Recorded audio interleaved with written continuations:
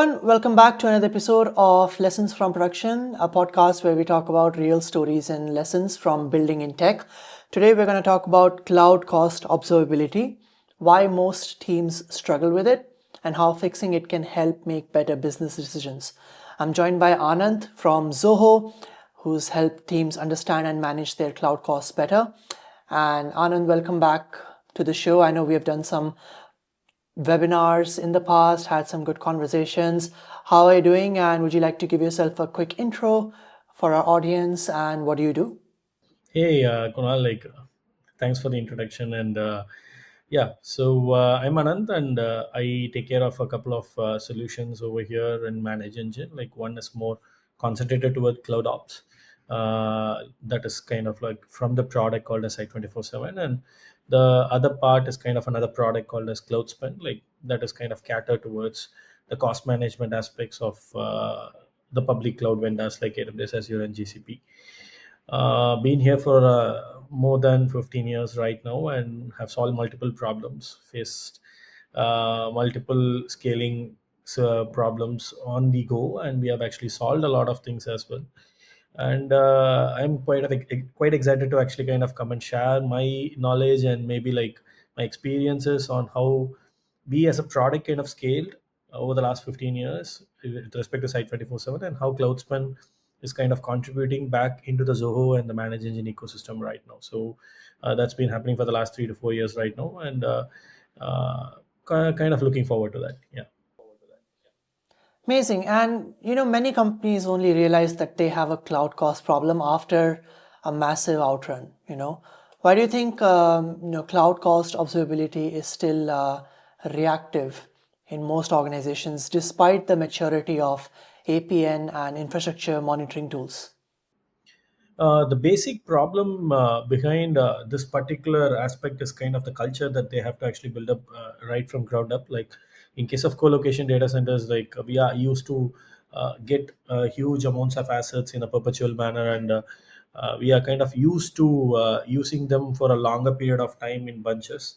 And we are kind of like more of used to getting dedicated missions in a much more easier manner in case of co-location data centers at a much more affordable price for a longer period. But when it comes to cloud, you need to actually kind of plan a lot of things a little bit better, because when you're actually kind of getting charged on a hourly basis, you are actually going to get charged penny by penny. That looks like penny by penny, but when it kind of actually takes the route of auto scaling, like that is where the majority of the problems kind of arise in case of cloud ecosystem, which was kind of like in case of co-location data centers, you have to provision a lot of things in advance, and the virtualization aspects came via Hyper-V, and they kind of actually kind of spawned out, but it was always under control. But the uncontrolled nature of the cloud kind of maybe made it like a cloud sprawl, and this problem goes unnoticed when you're getting billed at a hourly basis, and if you're not actually having a look at it as a whole. And one more aspect is like you don't pay for restarts in case of co-location data centers, because you control the host, and you kind of take the ownership of the entire VM when you're actually virtualizing with respect to the entire dedicated system. But when it comes to the cloud ecosystem, when you do a restart, or else like when you shut down and start a particular instance, you are actually paying for each and every restart over there. So these are certain hidden things that get missed out. And again, bandwidth, like that is one major thing that is going to be a differentiating factor. This is pretty much easy to understand, because each and every cloud vendor, they are just holding the piece of software. They are the owner. They have the ownership for the software, but the hardware is still a third party data center that is being owned by multiple folks across the globe. So they can never control the bandwidth, but they can actually use the software to actually redistribute the VMs and kind of control the bandwidth. But the cost is going to vary from one provider to another provider. So that's why the particular cost aspect is kind of very hard to uh, maintain when it comes to cloud cost. So that is another aspect that a lot of people miss out. So things have to have a little bit of a change in mindset. So if an organization is able to build the right culture, or around the cloud ecosystem, they can manage their bills better. So that's how it looks like. Yeah, and we're going to talk more about that later.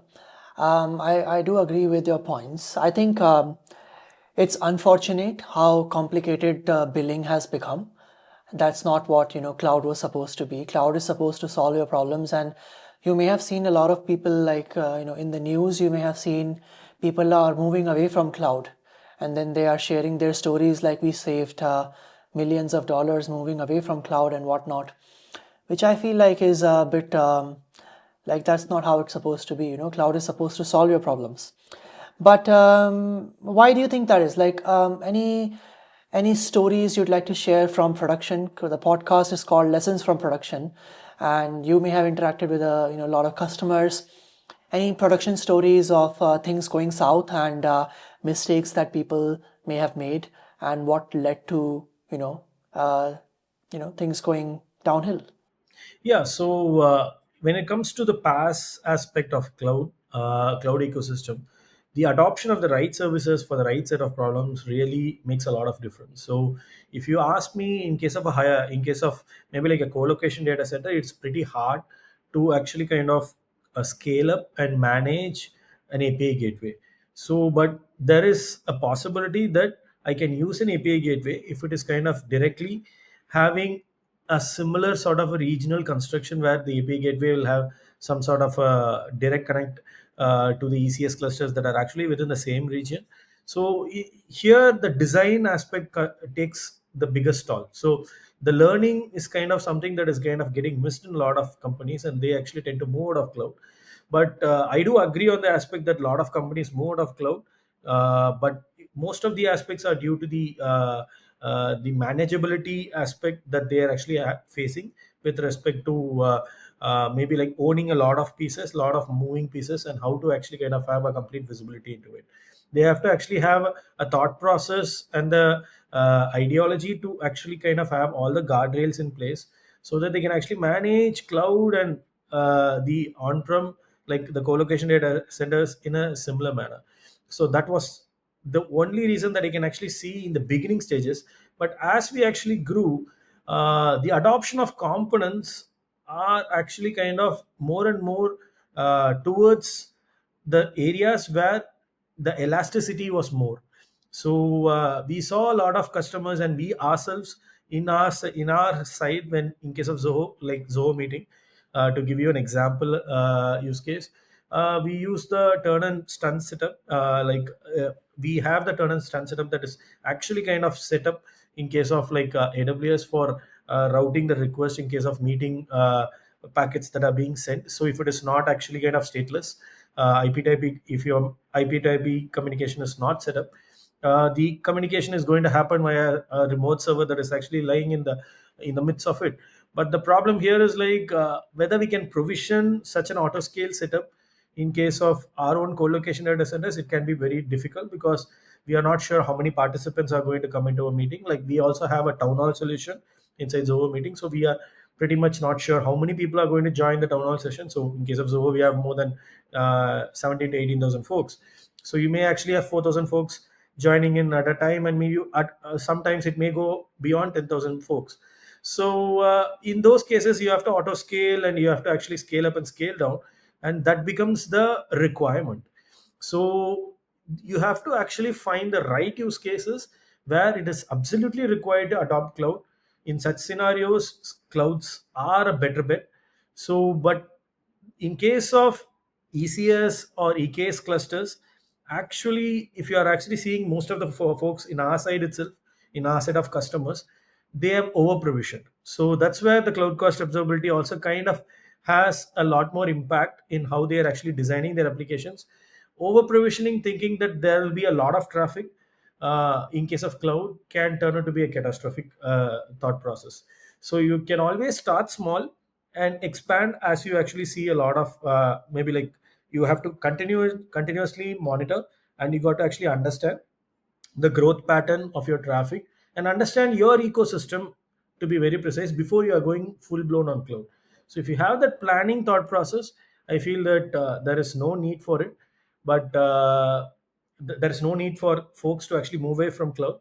But if you are actually not ready to actually invest in that aspect, I would suggest you to go for a hybrid ecosystem and go for the elastic nature stuffs on the cloud, because that is not easy to do when you're actually having it all in the co-location data center. Because getting a particular piece of hardware provision on demand, it is kind of a tough job, because you cannot actually expand the data center, or else you cannot expect the third party providers to do it in a jiffy for you.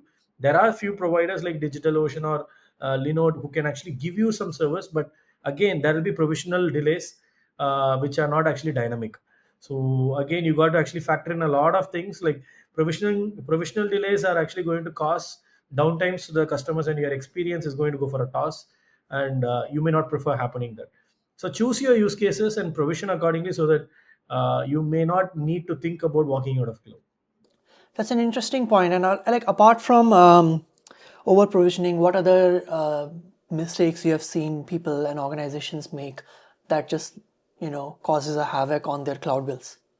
Another part is kind of like not kind of understanding the data transfer, like I already mentioned about it. So they like, if when you're actually designing, when you're keeping everything within a particular region, in case of AWS or in case of Azure, if the regional data transfer is kind of maintained properly, and have we have a single zip connection which is going to actually have an outgoing kind of, maybe like an outgoing upload or a download that is happening. So in those cases, yes, regional data transfer costs can be kept at a minimal point.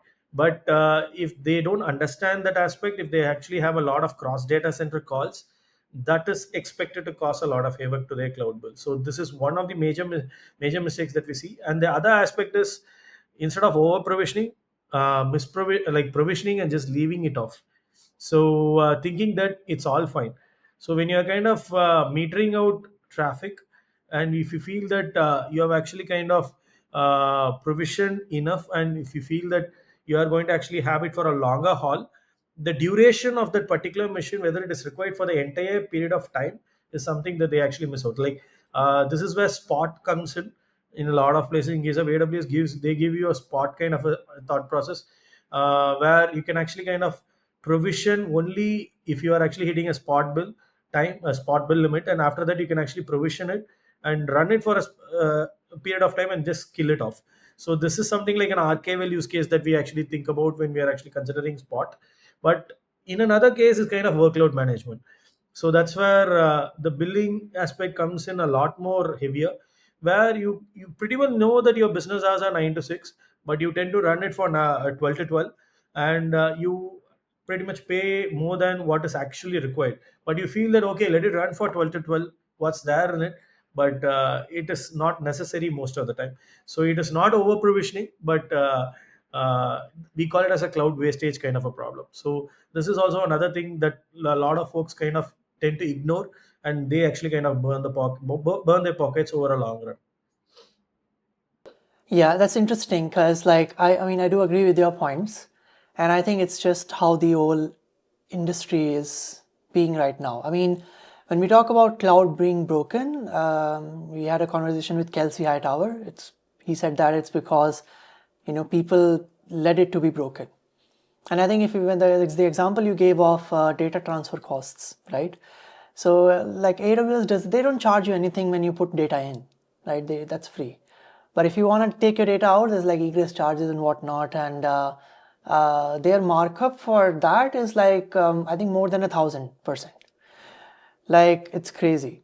A lot of providers out there. I mean, yeah, I do agree. Like, do your research and think about your infrastructure, what kind of providers you're using, not just with cloud providers, but like in general. I think vendor lock-in is something that you need to have a discussion on. But no, it's just an interesting thought. And there's also like a suggestion that engineering teams often lack visibility into the cost implications of their architectural choices. So like how can we push, you mentioned from what you mentioned before, my follow-up is like how can we push cost accountability left into the development cycle without burdening engineers? Like what's a good example for this? Like For example, including cost metrics as a part of your CI/CD or PR pipelines. Are teams doing this in practice? Have you seen anything similar?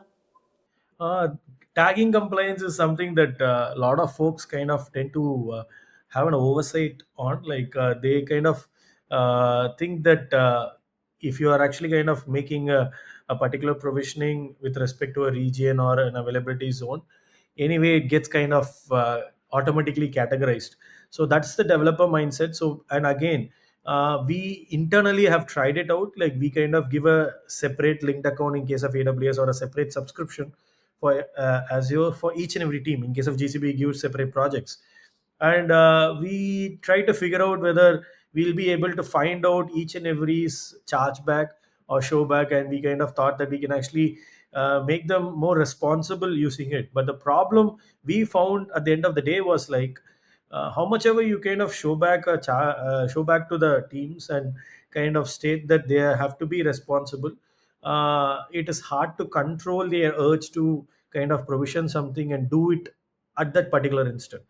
So, but if you don't have any sort of a control on how they are actually kind of going to provision, the other aspect that kind of tends to be a lot more harder is to actually kind of find out how each and every user is kind of provisioning. In case of developer ecosystem, like there is a separate role and a particular configuration. Like I have seen this happen in another team. Like they gave something called as an operator role in case of AWS, and they kind of gave a set of permission to that, and that particular operator role got kind of shared across multiple devs inside the team. So this is where the problem starts. So when they actually kind of start sharing the credentials for doing some programmatic access to solve some problems, it kind of like creates a layer of invisibility. Who created such resources, and why such resource was created, and what was the reasoning behind it, and we were not able to kind of find out why that particular showback that is shown to a team is not giving any clarity back to them. So this is where we kind of told that, okay, use cloud formation template and kind of make it as a mandate for each and every resource that is getting created. So that is one thing that we tried out, and it pretty much works out to an extent, where a particular an account, if they are trying to actually spawn out certain things, if it is actually a developer or maybe like a test ecosystem, the particular user tag gets applied for every resource that gets spawned into that particular account. So we kind of tried it out, and it kind of worked to a certain extent. But again, the user problem was kind of becoming a bigger issue for us, because we were not able to classify and kind of pinpoint to a particular group within an entire division. So this is where business units kind of actually helped us out, and we wanted to actually ensure that one person had to own the responsibility of provisioning it, so that they actually kind of take care of adding the required tags, so that those tags can actually create the appropriate business unit ecosystems within our product. So that kind of gave us a lot more visibility into who was doing what, and we were able to uncover a lot of problems in a group wise manner rather than a division or a department wise manner. Because department wise showbacks, yes, it works, but that doesn't actually kind of create a chain of responsibility. So we have to actually work more on creating multiple small pods of responsibility that can actually work as a chain of responsibility within the department, so that the owner of the department kind of gets to know how the misuse is happening and what are the pods that are actually kind of doing such activities that may not be required, or else certain things can be done in a co-location data center in a grid setup or in their own machines, but they prefer to do it in AWS just for actually checking out how it works in production. So again, use cases matter, but no one can stop folks to actually try out how it works in real world. When their app goes live, they want to know how it actually works, and they kind of try out certain things, but it has to be kind of set up in such an ecosystem, so that the cost is also kind of controlled in that. So lot of challenges, lot of places are actually kind of broken, we are still fixing out internally, but the tool is something that we are kind of leveraging to actually kind of improvise our own thought process of managing this aspect. Yeah, no, that's interesting. And you mentioned multi-cloud before, right? So for businesses who adopt multi-cloud or Kubernetes for the flexibility, but lose cost, they lose cost visibility as the complexity grows. That's something I've seen quite a lot. And what are some of the hardest parts of achieving cloud cost observability in containerized or multi-cloud environments as the complexity grows? Coming to the container ecosystem, that's another beast, because like you just do something in the YAML or the deployment configuration, and one one night that you don't actually kind of have any sort of a visibility on top of it. This is where you got to actually merge both the observability thought process as well as the cost management thought process. So we do cluster based and node group based cost visibility with respect to cloud span. But when it comes to the actual configuration or misconfiguration visibility, we actually closely work with Site 24/7, because there we have a very robust Kubernetes monitoring ecosystem, where we kind of almost like provide you the bird's eye view of almost whatever that happens within your entire cluster. So we have to actually have a good marriage between both the performance monitoring that actually is going to give you the normal observability aspect, so ingesting all the logs, getting all the events, and how the pods are actually getting fired up, how the pod autoscaler is working. So all these aspects are to be married along with the cost aspect, so that we get a full blown visibility with respect to any cloud ecosystem. It is not multi cloud. So multi cloud is a different beast, because in case of multi cloud, like one department can have access to a subscription project and a linked account. Like these are various naming terminologies with respect to Azure, AWS, and GCP.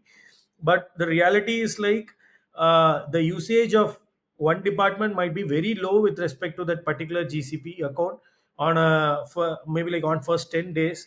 Suddenly there could be a spike due to some sort of a BigQuery that get a job that gets triggered off over there, and a data set is kind of going to grow like anything, and we have seen such use cases happening. Like when developers are actually asked why it is happening, they just say we are just testing it out. What's wrong with that? But the problem here is like they are not actually testing what that is actually required to be tested on the multi-cloud ecosystem. They think that that is a multi-cloud ecosystem use case, but it may not be required.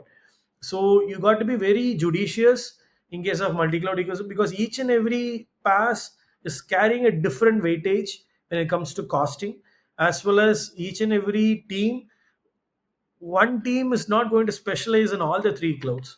So the team that is actually working on an AWS aspect on a day-to-day basis, they may actually have a lot of thought process into that. But when they are actually kind of having an interoperability kind of a use case where they have to actually kind of do a machine learning in Azure, or else do a BigQuery kind of a thing in case of GCP in order to store inside a data set and do something, the scanning cost is not understood by the developers. They feel that the data is put there, let me scan it multiple times. They don't understand that each and every scan is going to run through the entire GB of data, rather than having proper indexing to actually kind of reduce the number of scans and see how they can actually kind of reduce the data pruning part. And also there are a lot of aspects in case of GCP. Let's just assume that a normal Azure guy who just wants his data model to be built in Azure just tries to actually query some data from GCP and put it over there. So for that person, it is kind of more of like, okay, I'm just querying the data, what's there in it? But the bill kind of gets ballooned off, and that's where we kind of actually see a sudden shock. So you need to have a continuous watch on both the aspects, and where Kubernetes kind of contributes here, Kubernetes multiplies this problem. So when you're doing a machine learning thought process, just imagine doing a forecasting for each and every pod. So that's where things get complicated. So you don't have anything under control, and the data goes for a moonshot. So that's how it happens. Yeah, and there have been like FinOps reports as well that show around, over 30% of the cloud spend is typically wasted. You already mentioned about over provisioning, and data egress, we spoke about that. What are some of the other top hidden things you've seen in production? The top hidden things are like, there are certain things with respect to cloud wastage, and there are certain things that they actually consider it to be maybe like a security aspect itself. So say there is a sudden DDoS kind of a thing that is happening. If you are actually kind of provisioning enough, thinking that you have actually kind of provisioned, just think about this. So you have provisioned three missions, but your load is actually expected to be just with one mission, but you have seen the load to be distributed across all the three missions right now. And at scale, you feel that you have actually given an auto scaling configuration that, okay, let me configure it to be two as max capacity for auto scaling when it is going to hit a 70% CPU. You may feel that you have actually scaled up to five nodes for this period of time of DDoS, but you will never know that you have actually done that auto scaling for a nothing reason. So this is one major thing that a lot of vendors tend to actually kind of mishandle.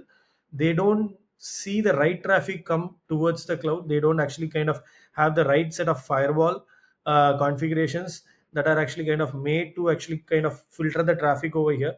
But again, the DDoS is not kind of going to be cheap for you. That is going to be very expensive in case of AWS or any kind of a cloud provider.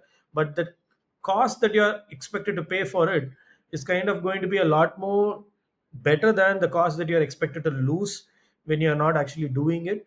Again, it is purely dependent on the popularity of your service. If you feel that your service is very popular and if you're getting a lot of traffic, you have to take into consideration. And this is one part of wastage that we have seen on a regular basis when there are actual cloud use cases that are seen with respect to our side. And when it comes to provisioning Lambda, again, this is the next aspect. We feel that, okay, serverless is kind of going to actually run for a pretty short amount of time. So what's there in it? Let me actually kind of fork it out and do some sort of a log transitioning via the lambda. So when we tried it out, what happened was like each and every S3 is going to have a trigger to the lambda, and we kind of figured out that these triggers are happening too far often than what we actually expected. So we thought that, okay, this is going to actually kind of do some sort of a like this particular lambda that is kind of provisioned is just going to actually have a trigger and what's there in it. But this cost more than almost like 10,000 hits for a particular lambda function, and that cost 10,000 times of load.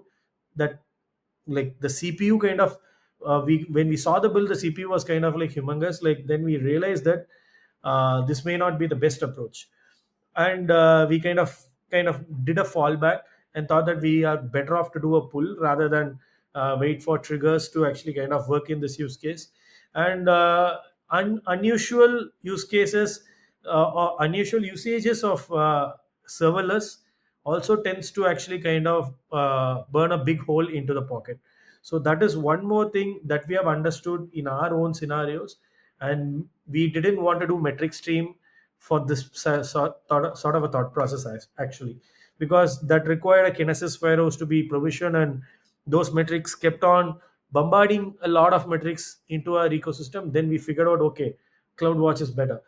There are, like, metric stream is kind of reserved for some other use case that AWS wanted to actually kind of give it to us for maybe like an analytics kind of a solution. But then we realized that, okay, we need not work at that scale.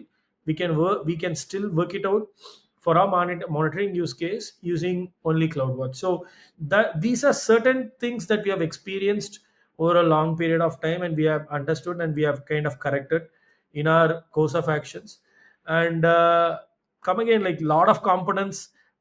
The most important aspect that you got to think is like provisioning within the same region so that every data transfer is proper. But in my aspect, it is very hard to achieve, because like, when you're actually kind of uh, preparing yourself for cross region replications in order to actually ensure data consistent, like say you want to actually give reliability to the customer, even though AWS gives me a lot of AZs with respect to US East 2, I have to actually have a copy in US West 2 as well. So what are the trade-offs that I have to take so that I can actually drop the data into US East 2 and kind of sync it back to US West 2? We had to create our own zipping engine, and we had to do reverse syncing into US West 2. So we had to do some sort of work on top of it so that the data transfer is made a lot more efficient. So this is one more thing that people have to actually think a lot about, because you can just put a Cassandra in both the places and make those Cassandra nodes to sync automatically. But most of the Cassandra data transfers, they don't happen in a zipped manner. So again, the configuration part becomes a lot more important. When it becomes a lot more chit chatty between US East 2 and US West 2, it becomes a lot more expensive. So lot of things are tied to data transfer as well as misprovisioning, and misconfiguration is one more thing. I have already spoken about it in the past. So be very careful while creating configurations in case of cloud. Like in case of document DB, free tier and 24x class, they are just placed one above the other. So be very careful while configuring. Make sure that you try to actually do a template for each and every configuration. So that's what we would suggest, so that you are kind of foolproof in case of any sort of a provisioning use case. Terraform or CloudFormation template would be the best way to approach this, rather than going for manual configurations. So these are certain lessons that we have actually learned over a period of time. Amazing. Well, thanks a lot for sharing and for the detailed answer. I'm loving this discussion and a lot of insights that you're sharing. At the beginning of the podcast, you mentioned about, the cultural aspect of it as well. And we've seen, like, for example, if we talk about CFOs, they speak, different languages when it comes to cloud spending. So how can cloud cost observability help bridge this gap between the finance team and the engineering team? Is it like a cost as a first class metric across the organization? How do people achieve you know bridging this gap? That's an interesting question, because persona is always a very hard problem to tackle. So a CIO sees what they can actually purchase, or else like how much they can actually kind of provision over the next 1 or 3 years. So that's what the CIOs concentrate more on, like what they can actually kind of give an approval to their existing folks that are actually kind of like, say a director goes and approaches a CIO like with a plan. The CIO has to actually kind of think about like whether this X or Y cloud is going to be suitable for this particular kind of a provisioning, or any tool that has to be adopted as well. So they are continuously under the hedge, because they have to actually showcase savings back to the organizations to actually kind of state it as a value add from their side. So CIOs work in that aspect. When it comes to CFOs, their value chain is kind of defined in how much they can really kind of save as a whole with respect to the infrastructure ecosystem. It may be cloud, it could be on-prem, it could be the time spent on the number of man hours that are actually kind of concentrated on the operational issues and how they are planning to tackle. So CIOs don't worry about it. So they don't worry about the number of people, man hours that are actually kind of deployed in a particular problem statement. So this is where CIOs tend to actually kind of like a cloud cost management sort of a product more and more, because that gives them the visibility into where things are actually going wrong exactly, so that they can actually go and tell that, hey, this cloud actually has a reservation or a savings plan opportunity. You come and give me the recommendations, or else I will do the recommendations, so that I can actually save something by actually provisioning it upfront. So these are certain decisions that CIOs will be lot more interested to do. But CFOs, they are more kind of more interested to know whether the user is kind of actually kind of like getting correctly provision. Like to give you an example more on SaaS management aspect. So CFOs are more concerned about, say they are getting an Adobe license, whether those licenses are actually bought for the right reason or not. So they are not going beyond that boundary. So they look for the aggregated information. So at the end of the day, you have purchased $10,000 worth of Adobe, or like say a site 24/7 license or a manage engine license. That's what the CFOs are more worried about. Like, they want the exact numbers and what they can actually kind of reduce in a quantifiable manner. But CAOs, they require a lot more breakdown. Like, they want, okay, you are using an observability rule, I don't worry about it anyway, I'm going to actually kind of pass the bill on top of it. So why are you using so much? So is that a necessity? Like, give me the breakdown. So that's where CAOs are more and more aligned towards the developers as well. I mean, the development ecosystem as well as the product ecosystem than the CFO. So if you clearly understand these two differences, you will be able to understand the difference between a bank manager and a cashier. So that's where the absolute difference comes in. Cloudspin, in my opinion, is more targeted towards CIOs. So we want to be a lot more resource oriented, so that we can give value adds to the developers as well as the dev ecosystem, as well as a person who wants to make a decision on whether the developers claims are actually kind of real or unreal. So this is more important than a CFO who's just looking at the overall balance sheet to see if there is any cost cutting opportunity. Yeah, thanks for sharing. And we spoke about hyperscalers quite a lot. And I have a question for you. Like many teams, they solely rely on native tools like AWS Cost Explorer. For them, like what are the limitations of using native tooling for, cloud cost observability, especially in large and complex setups? The problem behind using native tools is like they actually give recommendations. I don't have anything against Cost Explorer, they are a pretty good solid tool. But what you got to understand is like it will be kind of more related to what you can actually kind of get as a value by actually doing on a long term.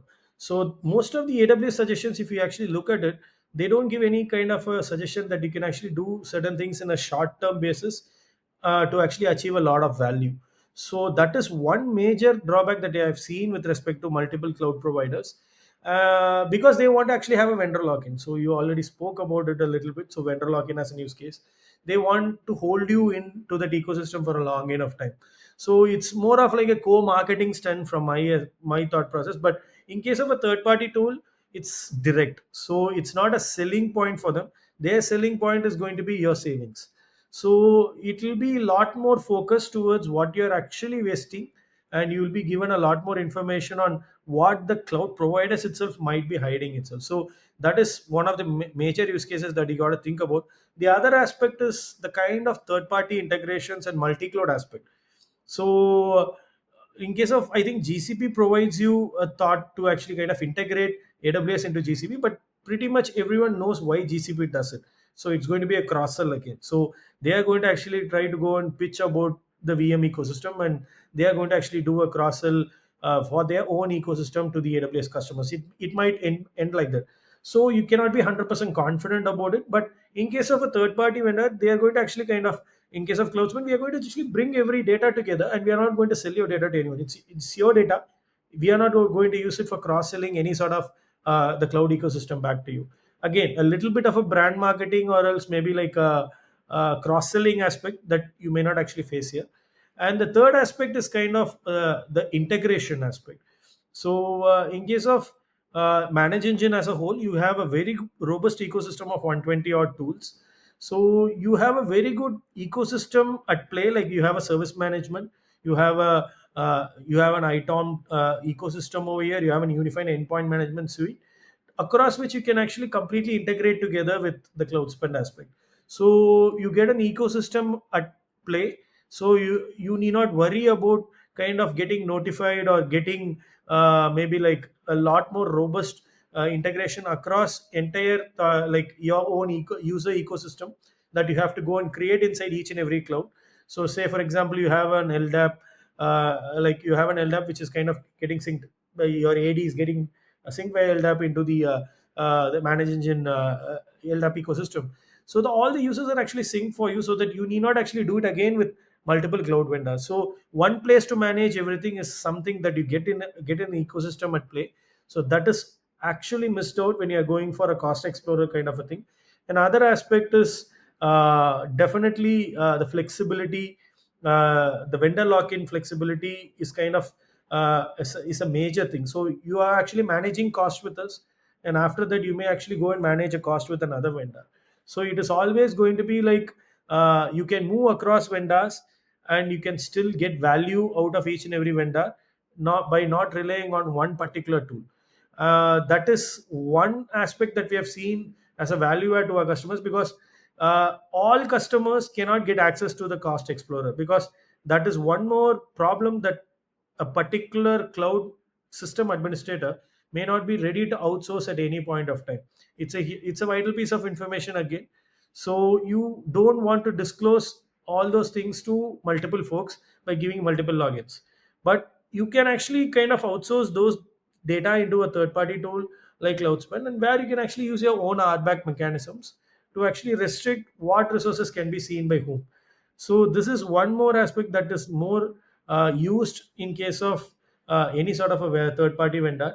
And the control and the last and the most important aspect, the control what they get to actually kind of build what they want. So the actual requirements of the customer is kind of very very, like if you say it's disparate, it's kind of split across. Like say we are meeting more than 100 customers in a month. Those 100 customers have more than 10 to 15 requirements in a particular month. That's kind of equates to more than 1500 requirements, but AWS Cost Explorer may not actually kind of give in to all those 1500 different feature requests that are going to be built into the particular ecosystem, that can actually give what the customer wants. So these are certain things that AWS cannot blink an eye, or Azure or GCP cannot blink an eye, because those 1500 requests can be across multiple providers again.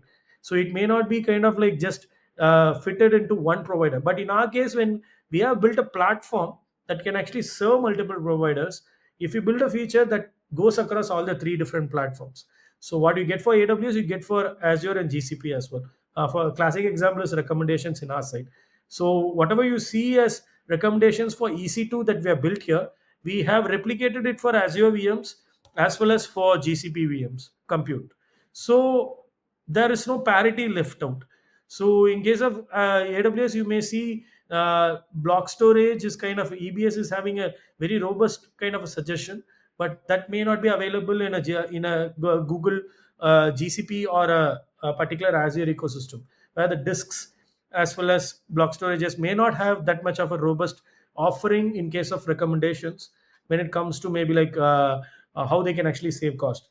So this is where third party providers specialize a lot, and we kind of give that flexibility. Yeah, so when should a company consider investing in external platforms? Like there's so many, and how do you pick the right one? There's Cloud Zero, Spot.io, Harness Cloud Cost Management. There's, you folks have Manage Engine as well, Site 24x7. So there are so many platforms out there. Other big ones are Datadog is there. So many options out there. So how do you, how can you give me like a vendor neutral answer? Oh, that's a classic evaluation kind of evaluation cycle that each and every kind of customer goes through. So let's be very honest on it. So it's a customer preference. So in our case, we kind of give a ecosystem as a whole, like Manage Engine and Site 24/7 actually is a bigger ecosystem, where in observability as well as the end-to-end IT stuff is kind of available from our side. Whatever the solution that you require to actually manage your entire IT department, be it Service Desk Plus for a CMDB or anything, it's all built internally and it is kind of linked tightly. So in our case, we kind of showcase these kinds of stuffs to the customer. And when it comes to like again the complexity of the solution, so what we have seen one of the interactions with one of our recent customers is like how simple you can make the product look like. So it's a very famous thing, right? So what Jobs have actually spoke about, like making things simple is the hardest thing. So we have actually kind of started late. Let's not be very very we are not going to hide those facts. We started off like only 3 to 4 years back, but that gave us an advantage to make things look a lot more simpler. So this was actually given as a feedback from one of our customers. So the product itself looks a lot more subtle, and it kind of does what is actually required. So like whatever the competitors you actually have mentioned, like I feel that okay, Datadog is kind of keeping it a lot more simpler by actually having an overall observability story similar to site 24/7, like how we are kind of approaching the market. The other vendors that you mentioned, they have actually kind of complicated a lot of things. So if at the end of the day, it's all about like you have a budget and you have a lot of wastages, how to actually solve that problem. But we have built a lot of layers on top of it, and we are kind of making an oversell. So that's what we are seeing in the market right now. But we see the market to be a lot more simpler, and that's going to be our own thought process, like sell to the folks with a particular solution mindset so that they can get value out of the product. And it is going to actually give value from the resource point of view, rather than going from the CFO perspective. As I already mentioned in the beginning, we want to go towards the CIO perspective. I feel the vendors that you mentioned, like Cloud Zero and all those folks, have a lot of CFO perspectives baked into it. There is another vendor, I'm not sure whether you've heard about it, Vantage. So they do a lot on the resource aspect. I have a lot of respect for them. They started off early into this particular cost ecosystem, long back, maybe like I saw them off late, and they have similar sort of a thought process. Like keep it simple, keep it to the resource level aspect, so that people get value out of it.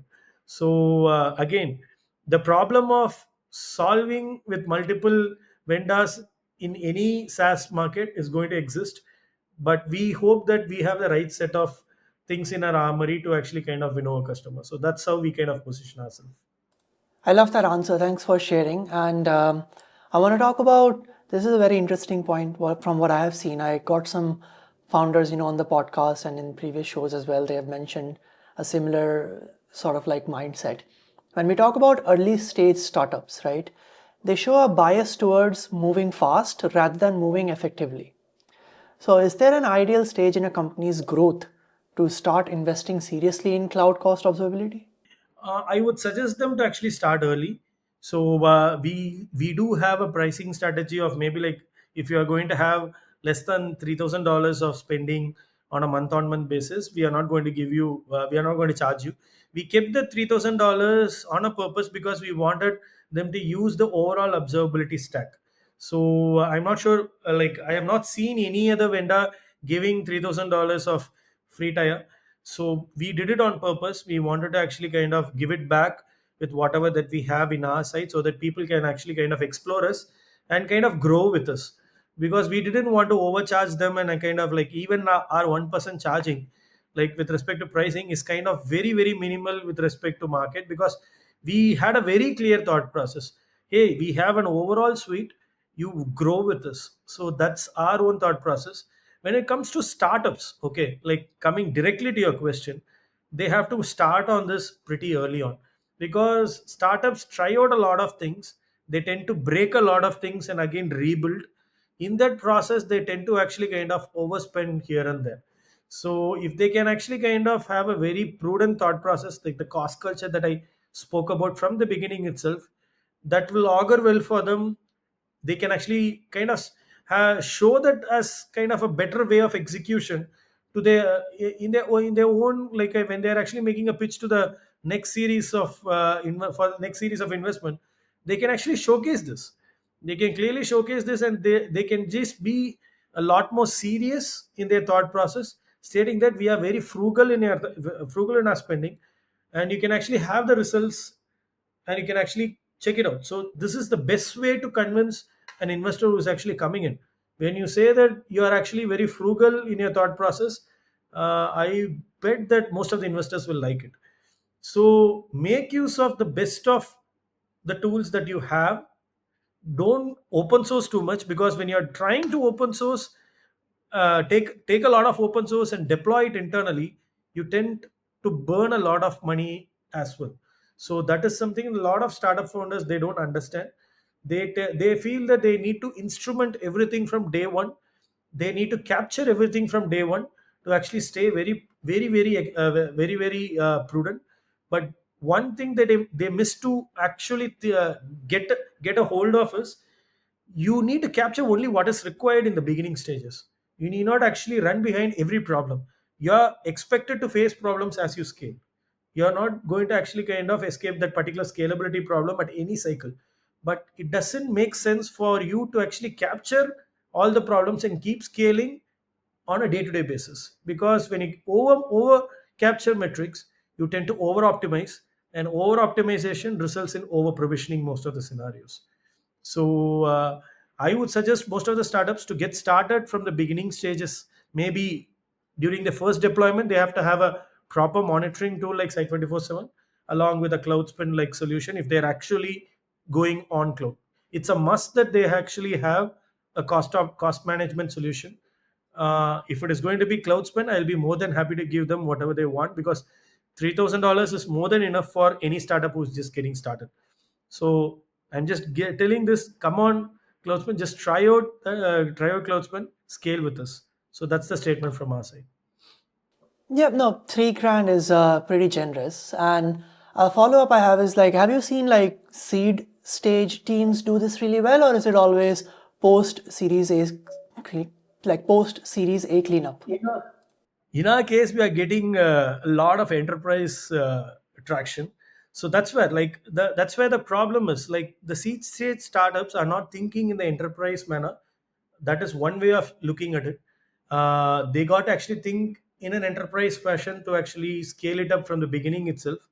But the enterprises actually have this multi-cloud problem, a lot more than what the seed stage startups are going to actually have. So the seed stage startups have different sorts of problems, but enterprise companies have a lot bigger kind of a part of the puzzle to actually solve, and we see a lot more traction from enterprise guys. Cool, cool. Well, thanks for sharing. And that's a good tip. Like, start early on. I think that's the key consideration and takeaway from this, from the answer and the discussion. And we spoke about like, let's talk about some of the other fundamentals. I've seen like tagging hygiene is often ignored. Yet it's like foundational to cost visibility. So, what are some of the effective strategies for, let's say, if you want to enforce good tagging practices across the larger teams and multiple services? Let's accept the problem first. So I already spoke about the tagging complaints part a little bit in the beginning, like you can do via cloud formation template. In spite of that, like as I already spoke about another problem within the same department, different folks, different pods may not actually kind of be able to do this or execute it in a lot more efficient manner, and we kind of centralized a little bit in case of this scenario. Like we wanted to actually kind of centralize this role of tagging itself to be a centralized responsibility, but I won't suggest you to do it. That's why we kind of suggested our own set of guys to use something called as virtual tags that we have built internally into the ecosystem itself. So the problem behind this is like, if you are actually tagging right now in the cloud ecosystem, the resource tags get reflected just from today. So it cannot get applied to the data that is going to be available. Like say the resource is kind of provisioned almost 6 months back, and if you're going and tagging it right now, if you go and check out Cost Explorer, just go and check out for yourself, like for the last 6 months you won't be able to see the tag applied. So that is one classic problem that gets applied to a lot of scenarios where they want to actually evaluate a particular tagged resource for a longer period. This gets kind of flipped down on top of you when you want to forecast for a particular tag. When you want to do an anomaly detection, there won't be enough data context for you to actually kind of detect the anomaly for this set of tagged resources, and you won't be able to get any sort of an anomaly detection for the next 6 months. So a lot of cases the anomaly gets based on like it's based more on seasonality, and you need more and more data, so it gets missed out. So in our case, we have solved this problem. We kind of give you the back pressure kind of a thing. So if you tag it even today here, so the tags get reflected till from the date of this from the date of the resource provisioning. So these are small things that we have achieved in our side, and we have given the flexibility of tagging it over here in CloudSpend itself. Like say you have a pattern of resources being kind of, like say there is going to be a team called as DMS, which is kind of more of like a domain management system. they are going to actually provision all the resources by giving an alias called as DMS hyphen. You cannot tag all the resources that are actually provisioned as DMS hyphen. Yes, you can do via CloudFormation template, but if the team is not actually having enough knowledge, if they are actually changing the format on the go, the entire template has to be kind of changed, and that particular template has to get triggered each and every time. So you cannot actually use back pressure techniques to actually kind of apply for all the resources as well. That's another problem. So here we give you pattern based tagging thought process as well. So that kind of reduces the burden on you, so that the tagging compliance aspect never becomes a problem for you.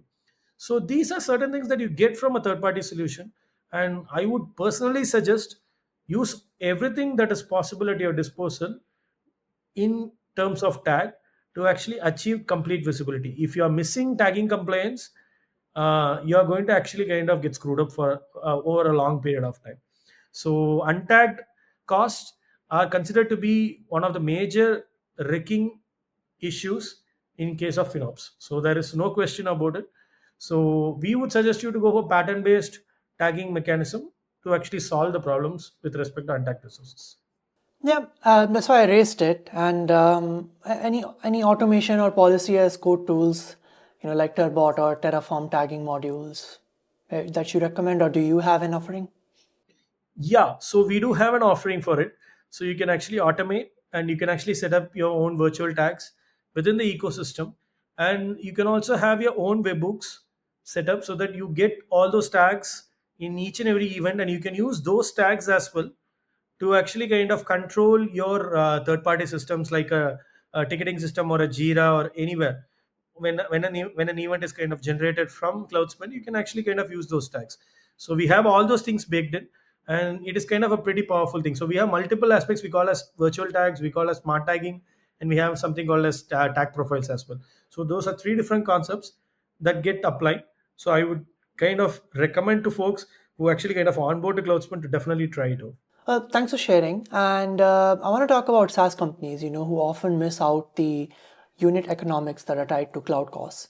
So how can we help them, let's say the product and the business teams understand, let's say, cost per customer, cost per feature, per API call, right?